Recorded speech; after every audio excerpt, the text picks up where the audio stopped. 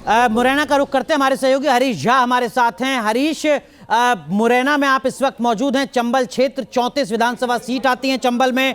Bharatiya Janata party के लिए 2018 का चुनाव अच्छा नहीं था, 34 में से सिर्फ 7 सीटें मिली थी, कांग्रेस ने बढ़त बनाई थी। इस बार चंबल ग्वालियर का जो पूरा संभाग है, वहां के कौन से मुद्दे आपको नजर आ रहे हैं? तब जबकि बीजेपी के नरेंद्र तोमर चुनावी मैदान में है, ज्योतिरादित्य सिंधिया लगातार चुनावी जिम्मेदारी को संभाल रहे हैं। ज्योतिरादित्य सिंधिया, ये भी मैं चाहूंगी कि ये जो इलाका है ज्योतिरादित्य सिंधिया की बीजेपी में आने के बाद उनका भी अपने आप में राजनीतिक भविष्य जो है यहाँ के नतीजे तय करने वाले। अनुराग जी,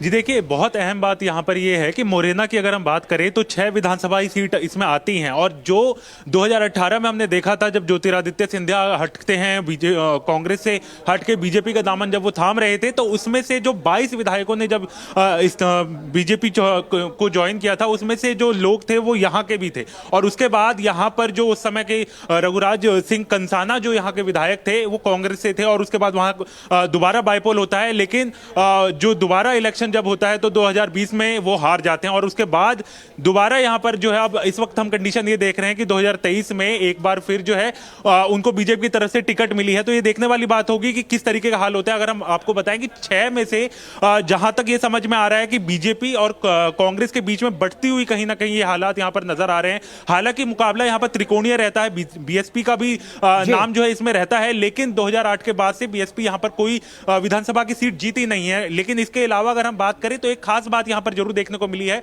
कि लगातार 2 बार कोई विधायक यहां पर नहीं बना है। तो यह भी देखने वाली बात होगी कि हालात इस बार जो हैं वो क्या होते हैं। लेकिन नरेंद्र सिंह तोमर का गढ़ है मुरैना, भिंड मुरैना का जो क्षेत्र है, ऐसे में इस बार काफी कुछ दांव पर लगा है नरेंद्र सिंह तोमर के ऊपर भी। इस बीच एक बड़ी खबर आपको बता दें, भोपाल में कमलनाथ के पोस्टर लग चुके हैं। राजधानी में कांग्रेस कार्यकर्ताओं ने जीत के पोस्टर लगा दिए हैं। पोस्टर में कांग्रेस सरकार बनने की बधाई भी दे दी गई है। भाई, इतना उत्साह कांग्रेस के अंदर, आखिर इसके पीछे की वजह क्या है? ये ओवर कॉन्फिडेंस आमतौर पे कांग्रेस की ये छवि नहीं है, कांग्रेस की अप्रोच नहीं है। और यहाँ पर कांग्रेस का इतना अग्रेसिव अप्रोच जो है, क्या क्लोज फाइट की अगर स्थिति होती है तो एक परसेप्शन जो पॉलिटिक्स है उसको लेकर एक एग्रेशन जो है वो दिखाया जा रहा है। क्योंकि कांग्रेस के ऊपर हमेशा आरोप लगते थे कि कई जगह क्लोज फाइट का जो मुकाबला रह जाता है, कुछ नंबर गेम में थोड़ा बहुत कमी रह जाती है, तो कांग्रेस जो है वो सोती रह जाती है और बीजेपी सरकार बना ले जाती है। तो शायद इस बार अति उत्साह कह लीजिए, ओवर एग्रेसिव अप्रोच कह लीजिए,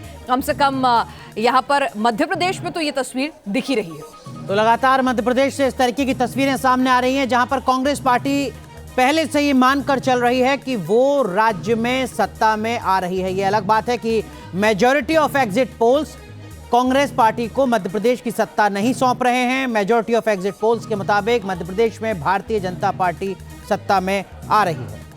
चलिए, तो हम मध्य प्रदेश की बात कर चुके हैं, राजस्थान की बात कर चुके हैं अनुराग, और अब चलते हैं तेलंगाना। तेलंगाना की क्या कुछ स्थितियां वहां बनती हुई दिख रही हैं?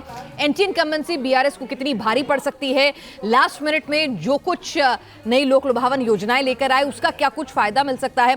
विलास अठावले हमारे संवाददाता ग्राउंड जीरो पर मौजूद। विलास,